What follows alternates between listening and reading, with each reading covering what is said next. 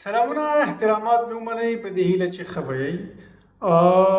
په عمان کې څه کار روزګار او په څومره پیسو باندې شروع کولی شئ.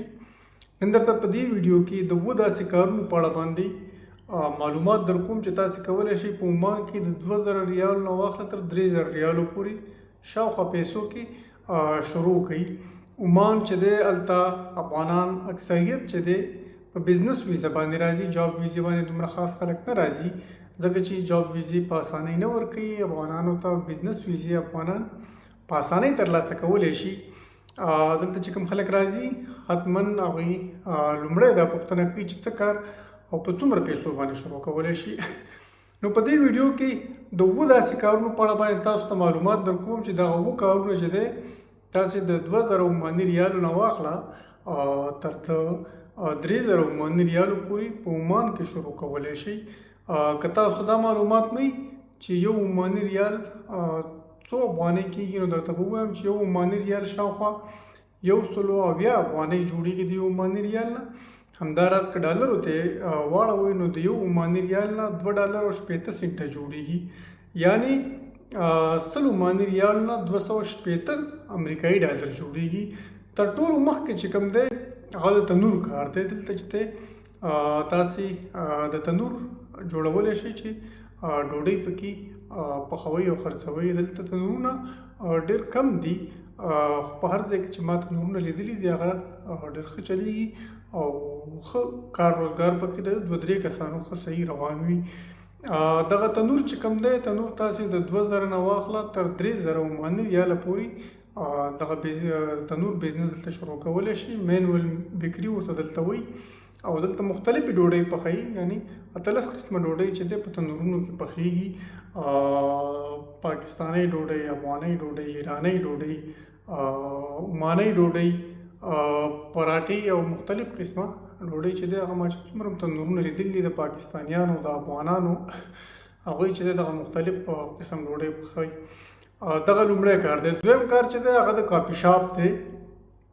که هوټل تاسې دلته جوړوئ، رستورنټ که رستورنټ تاسې دلته جوړوئ نو رستورنټ باندې ډېر زیات مصرف راځي، خو کافي شاپ چې دی کافي شاپ کې بیا په کمو پیسو باندې تاسې دلته جوړولی شئ. د رستورنټ او کافي شاپ بزنس دلته ډېر ښه دی او د هغې لامل دا دی چې ډېر زیات هم دی. خو په 2000 نه واخله تر 3000 عماني ریاله شاوخوا کې تاسې یو وړوکی کافي شاپ جوړولی شئ. کافي شاپ کې تاسې چای، کافي، سنیکس وغیره ورکولی شئ، یعنی ډوډۍ نشئ ورکولی.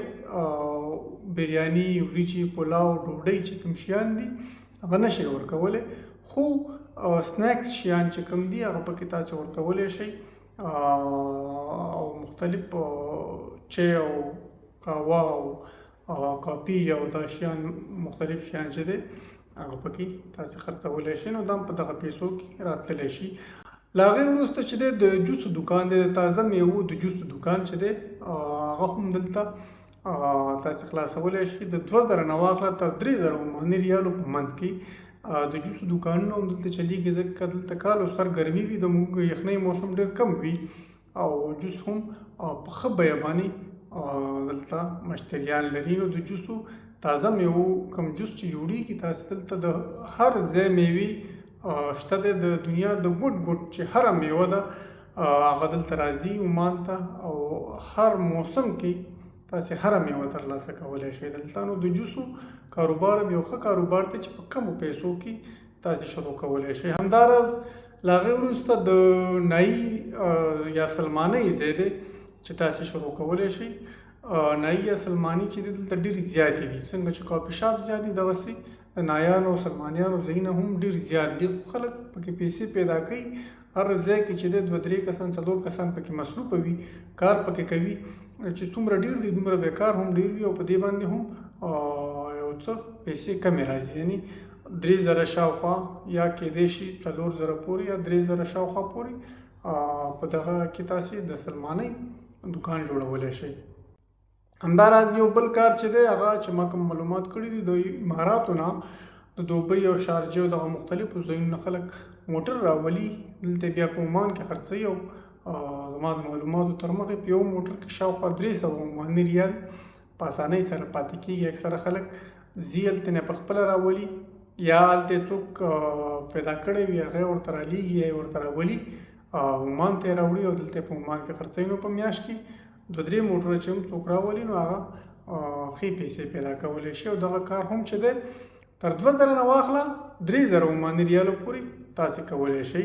همداراز د وچې میوې پلورنځی یا دوکان دی.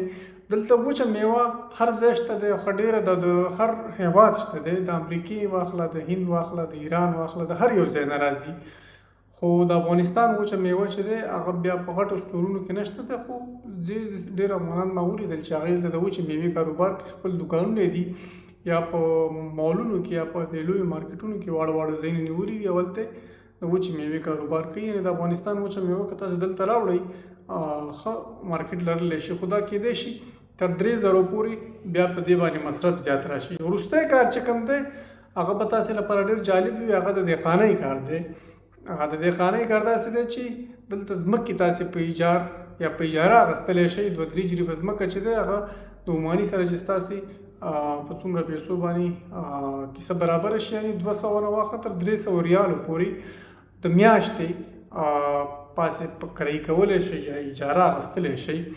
دلته 8 قسمه داسې شیان دي چې هغه مطلب تاسې بیا په دې کې کرلی شئ او دلته بازار ته وړاندې کولی شي، ډېرې ښې ګټه کولی شي. د بیلګې په ډول باندې دڼیا او پودینه او مرچکي او مختلف ځینې داسې شیان دي چې په افغانستان کې شته هم نه دي، دلته خلک استعمالوي او په هر ځای کې پیدا کېږي. په دې تړاو باندې ما یو افغان سره خبرې کړې وې. هغه تقریبا 1.5 کال په دغه پټو کې مزدوري کړې وه او بیا هغه ماته معلومات راکړه او هغه وویل چې هغه په اصل کې په بریمه کې چې د یو ای سره لګېدلی وړوکی شانې ښار دی او ډېر زیات افغانان پکې اوسېږي. هغه ماته وویل چې هغه په بریمه کې تقریبا 1.5 کال کار کړی دی. په دغه کې په دغه پټو کې په دهقانۍ کې مزدوري کړې ده د بل چا سره. او هغه وویل چې که داسې وختونه پکې راځي چې یو څیز چې دی هغه ښه بازار ته وړاندې شي او ښه نرخ ولري نو ټول کال پیسې درته پوره کوي، ټول کال چې دی مفت کې خوره. نو دغه یو ډېر ښه کار دی. معلومات تاسې په دې اړه باندې نور هم کولی شئ.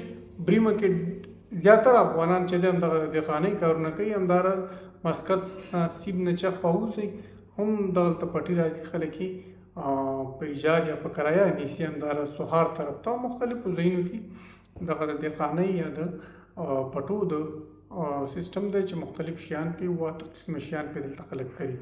دغه کارونه دي چې که تاسې عمان ته راشئ په دغه اندازه پیسو باندې دلته شروع کولی شئ او که په ښه ځای کې په مناسب ځای کې شروع کړئ نو هیله او امید شته دی چې یو ښه آمدن درته ولري. د هغې نه علاوه چې کوم خلک د وظیفو په اړه باندې معلومات یا پوښتنې کوي نو هغوی ته به دا ووایم چې وظیفې چې دي هغه کله تاسې په بزنس ویزه راشئ نو د بل چا سره وظیفه نه شئ کولی. خو که چا سره پیدا کړئ مشکل نشته دی. که یو کس تاسې له وظیفه درکوي او د هغه در سره خبره جوړئ نو بیا مشکل نشته دی، ورسره یې کولی شئ. خو په قانوني توګه باندې اجازه نشته دی.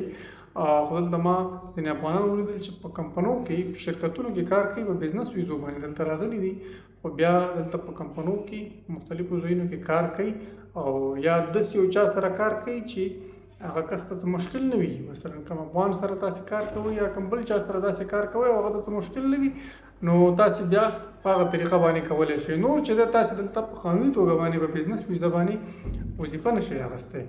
په دې هیله چې دغه ویډیو به ستاسې لپاره معلوماتي وه. شیر یې کړئ د ملګرو سره او که نوره څه پوښتنه هم لرله نو زما شمېره هم شته دی او کمنټ هم راته کولی شئ. ډېره مننه. کور مو ودان. د الله په امان.